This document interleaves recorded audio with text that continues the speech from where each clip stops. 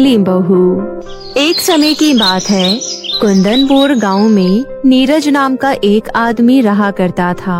नीरज दिखने में बहुत ही ज्यादा सुंदर और गोरा चिट्टा था, लेकिन उसकी पत्नी शांति दिखने में उतनी ही काली और टकली थी।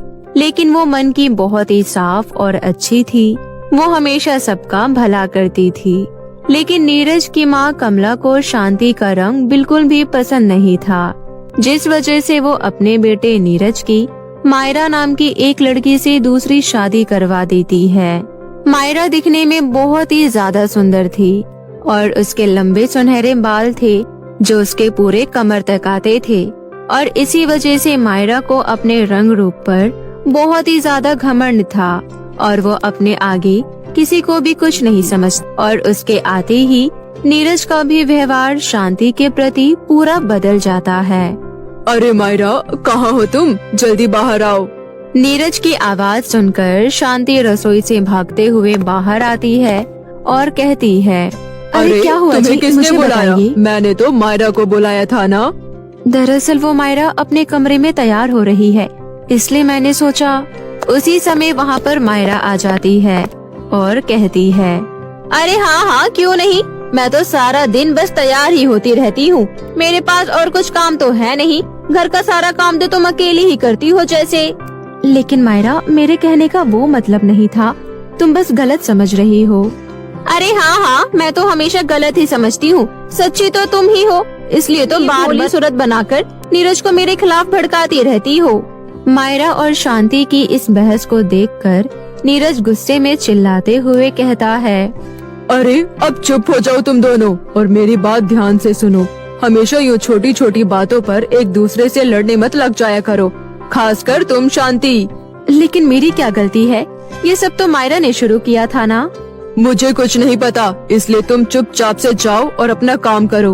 और हाँ, मेरे लिए एक कप चाय भी बना देना। तुम्हें तो वैसे भी आजकल कुछ याद रहता नहीं है, सब कुछ बोल कर ही करवाना पड़ता है। पता नहीं सारा दिन क्या करती रहती है। अरे अब तुम यहाँ खड़ी होकर मेरा मुंह क्या देख रही हो? चली जाओ यहाँ से। नीरज की बातें सुनकर शांति को बहुत बुरा लगता है और वो वापस से रसोई में चली जाती है। उसी समय नीरज मायरा से कहता है, अरे मायरा, अब तुम वहाँ गुस्से में क्यों खड़ी हो? चलो इधर आओ, मैं तुम्हारे लिए कुछ लाया हूँ। मुझे नहीं चाहिए, आप बस अपनी उस काली कलूटी बीवी को समझा लीजिए कि वो मुझसे दूर रहे, वरना मैं उसे छोड़ूंगी नहीं। अच्छा बाबा, ठीक है, अब तो गुस्सा छोड़ दो। और ये लो तुम्हारा गिफ्ट जो मैं खास तुम्हारे लिए लाया था।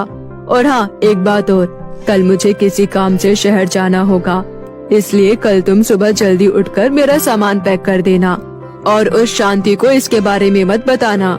लेकिन क्यों? उसे क्यों नहीं बताऊं? अरे उस मनहूस का चेहरा देखकर मैं जब किसी काम से बाहर जाता हूँ, मेरा वो सारा काम खराब हो जाता है। नीरज की ये सारी बातें शांत है और उसका दर्द उसकी आंखों से छलकने लगता है, इसलिए वो चुपचाप चाय लेकर आती है और वहाँ पर रख देती है। अरे अब तुम्हें क्या हुआ? यूँ अजीब सी शक्ल क्यों बना रखी है? नहीं, कुछ नहीं। इतना कहकर शांति वापस किचन में चली जाती है और उसके अगले दिन नीरज सुबह सुबह शहर के लिए निकल जाता है और शांति चुपचाप अपने कमरे की खिड़की से ये सब देखती है और अपने पति के लिए भगवान से प्रार्थना करती है और फिर वो अपने घर के कामों में लग जाती है। जहाँ शांति घर के सारे गंदे बर्तन धो रही होती है, वहीं मायरा और भी गंदे बर्तन लाकर शांति के आगे फेंक जाती है और शांति बेचारी अकेली ही घर का किया करती थी। लेकिन मायरा घर के कामों में उसकी बिल्कुल भी मदद नहीं किया करती थी। तभी ऐसी ही एक दिन जब मायरा अपने बाल संवार रही होती है, उसी समय शांति उसके कमरे में आती है और कहती है, अरे मायरा, लाओ मैं तुम्हारे बाल कंघी कर देती हूँ। अच्छा ठीक है, लेकिन एक बात का ध्यान रखना, मेरा एक भी बाल टूटना नहीं चाहिए, वरना मैं तुम्हारे ये बचे कुचे बाल भी नहीं रहने दूंगी। उसी समय शांति मायरा के बालों की कंघी करने लगती है और मायरा के कुछ बाल खिंचाव की वजह से टूट जाते हैं और ये देखकर मायरा गुस्से से चिल्लाते हुए कहती है, अरे ये क्या, तुमने मेरे इतने सारे बाल तोड़ दिए? तुमने ये सब कुछ जानबूझकर किया है ना? तुम मुझे भी अपनी तरह टकली बनाना चाहती हो। आज मैं तुम्हें बताती हूँ कि मुझसे उलझने का क्या अंजाम होता है। उसके बाद मायरा बड़ी ही बेरहमी से शांति के छोटे बालों को पकड़कर खींचने लगती है और शांति दर्द से चिल्ला रही होती है, लेकिन मायरा उसकी एक नहीं सुनती और उसके सारे बाल मायरा के हाथों में आ जाते हैं और वो कहती है, अब आया ना मजा, अब तुम लग रही हो पूरी तरह से ईद का चांद। बहुत हो गया मायरा, अब मैं इस घर में एक पल भी नहीं रुकूंगी। तुम्हें मुबारक हो तुम्हारा ये सुखी संसार। अरे हाँ हाँ, जाओ जाओ, वैसे भी तुम्हारी जैसी औरत को भला कौन अपने घर में रखेगा। इतना सुनकर शांति रोते हुए जंगल की तरफ चली जाती है। तभी उसे जंगल में एक पेड़ के नीचे एक गुरु माँ दिखाई देती है। उन्हें देखते ही शांति हाथ जोड़कर उनसे प्रार्थना करती है, हे गुरु माँ, आज इस जंगल में आपके दर्शन करके मैं तो धन्य हो गई। आप मुझे आशीर्वाद दीजिए। उसी समय वो गुरु माँ कहती है, अरे बेटी, तुम कौन हो और इस घने जंगल में क्या कर रही हो?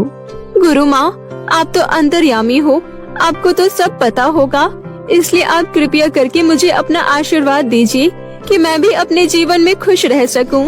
क्यों नहीं बेटी, यहाँ से थोड़ी ही दूरी पर एक तालाब है, तो तुम वहाँ जाकर उस तालाब में एक बार डुबकी लगा लो, तुम्हारे सारे कष्ट दूर हो जाएंगे। जैसा आप कहे गुरु माँ। इतना